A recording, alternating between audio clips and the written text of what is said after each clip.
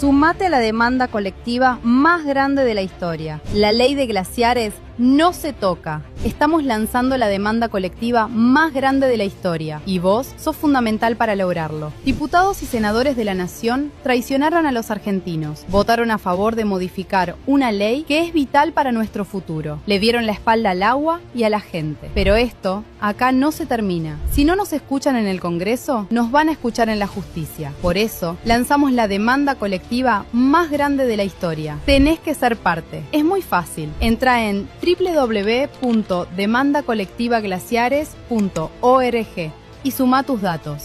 Ya demostramos que la movilización ciudadana puede romper récords. Ahora vamos a usar ese poder para frenar este crimen ambiental en los tribunales. No vamos a permitir que el lobby minero destruya lo que nos pertenece a todos. Suma tu nombre. Sin glaciares no hay agua.